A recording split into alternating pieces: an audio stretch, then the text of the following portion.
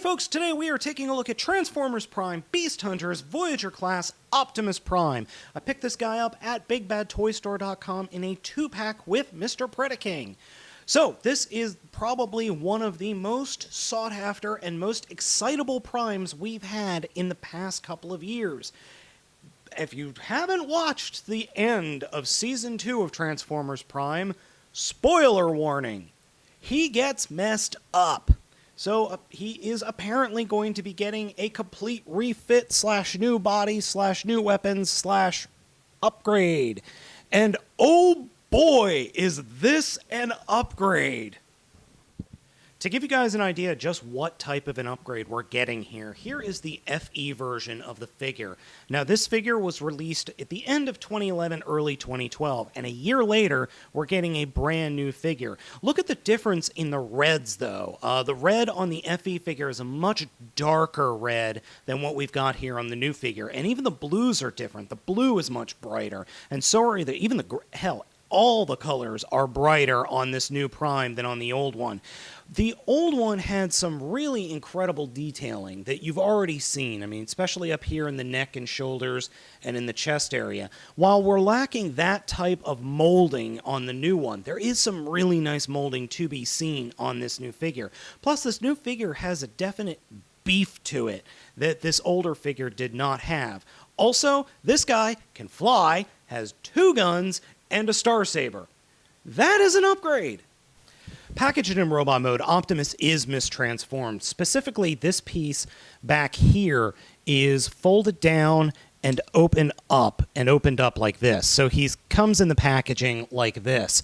To fix this, what you're going to want to do is fold the wings up, bring the wheels together until they snap together, and then fold that whole wheel unit up into his back. And then you can fold down his wings, and they do lightly peg into place on the wheel wells.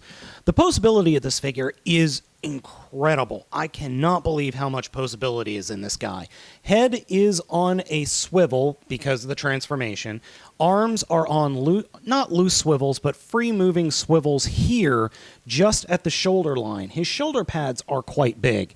His shoulder pads have shoulder pads, and they have movement for the transformation.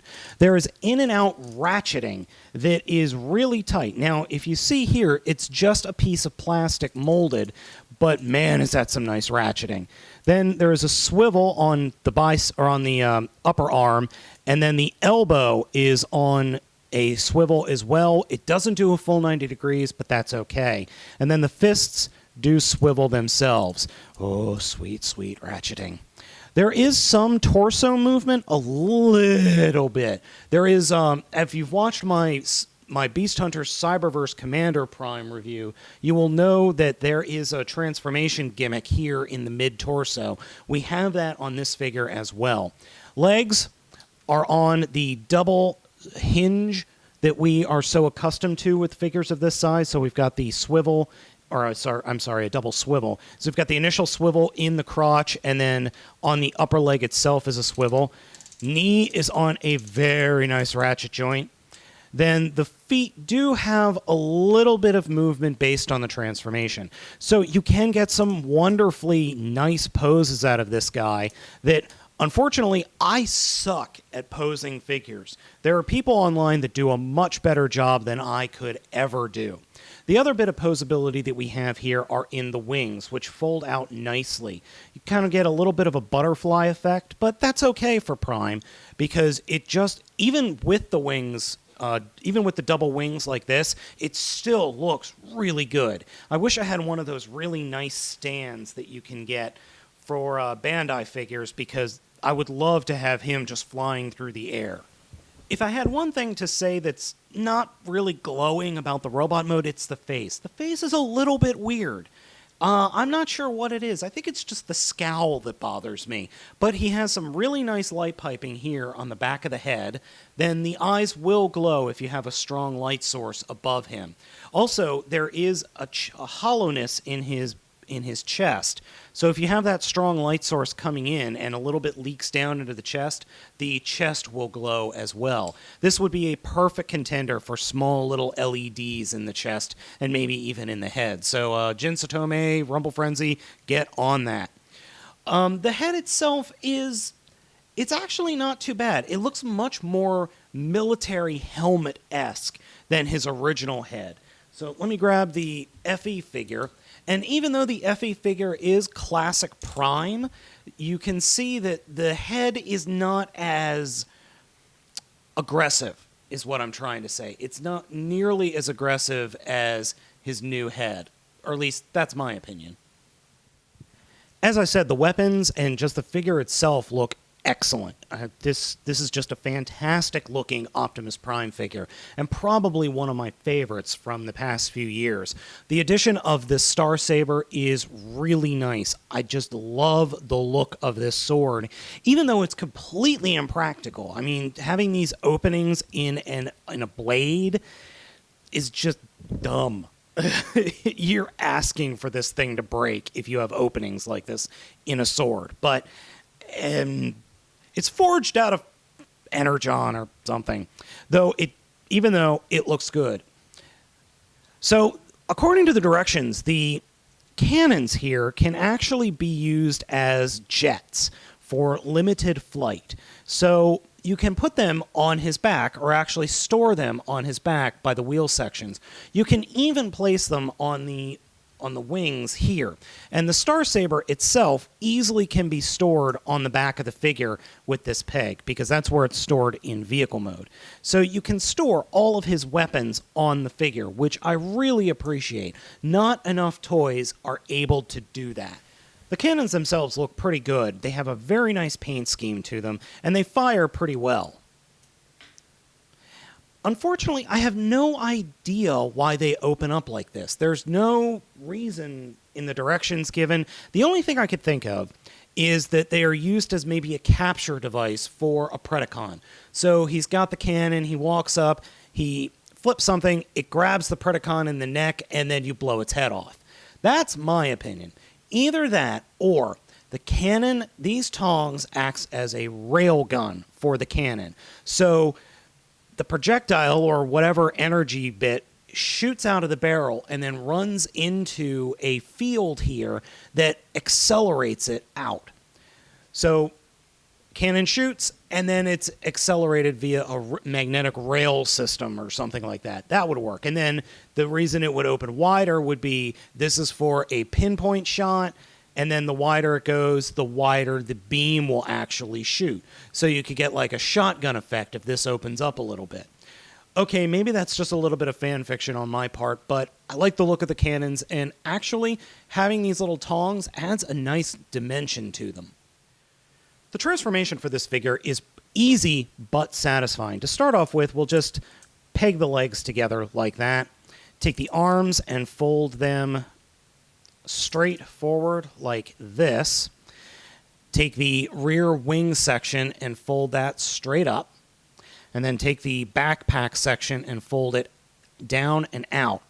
Then take the arms and fold the shoulder pads in to the inside of the arms, and then unpeg the arms from the shoulders and fold them straight back. But just before you finish doing that, take the head and fold the head up into the body like that. So then fold the arms in.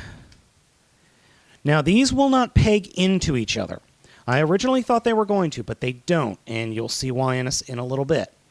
Now, you can leave the fists like this, or you can turn them. It really doesn't matter. So, next what I like to do is take the wing section, fold it down, and there are peg holes on the forearms. You'll peg these pegs into those peg holes.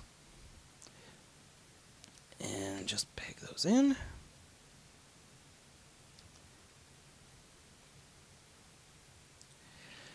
Now that we've got the wing section pegged into the arms that are pointing straight back, take the section that formed the backpack and actually grab the hips and rotate the entire bottom section of the figure around. When you do that, that will enable a little bit of the figure to fall down like that. That's important, but we'll get into that in a second. Next, what I like to do is just come to the feet and fold them closed, and then just kind of fold them down for right now. Then take the legs and then ratchet them up into meeting with the arms, and there are slots in the shins that will peg into the arms. Now, you'll most likely when you first do this, you'll most likely pop things off, and not pop them off, but things will just get popped out of place. Just put everything back together. It's very simple. And then we could fold the feet flat up against the fists. Finally, for the last bit, take this front section, fold it up underneath the canopy, open up the wheels, open up the wheels and fold them around, then take the claw bits and push them all the way up, and then fold these guys into place, and they will peg in with these flat pieces from the shoulder. And sometimes they do, sometimes they... Oh, I'm sorry. What am I talking about? Not there. There's a peg here on the inside of the wheel that will peg into the inside or the outside of the leg. So we'll do that there, and do that there. And normally when you peg one in, the other one, if it's already pegged in, will pop off. That just happens. And then we can just fold the wings all the way up like that. Fold them out and fold them back, and they will peg into other peg holes on the forearms. So peg, peg hole, and there we go. Very, very compact little vehicle mode. Prime's new vehicle mode is a vastly different vehicle mode than what he used to have, and I like it a lot. It's very simplified. I will admit that. That's a little weird, but overall, it is a really cool-looking vehicle mode. It has a very Jurassic Park feel to it that I really enjoy. It's definitely easy to see the robot kibble, though. That I don't really care for, while his previous alt modes didn't do that. So to give you an idea on size, here is the new alt mode against the old FE figure. It is smaller, but again, it's much, much brighter. Even the Voyager class Prime, Voyager class Powerizer Prime wasn't this bright. Unfortunately, I have no idea where my Voyager class Powerizer Prime went. I think one of my cats might have eaten it. Anyway, so this guy is definitely cool. It is a lot of fun to have in your collection. He can store all of his weapons in vehicle mode as well. Though the only complaint I have, the only single complaint, and this is actually a legitimate complaint, is the plastic on the wings feels very soft. I mean, very soft. I really worry that this plastic isn't going to last a couple of years. That's just a big worry of mine. It's just that just one step above floppy plastic.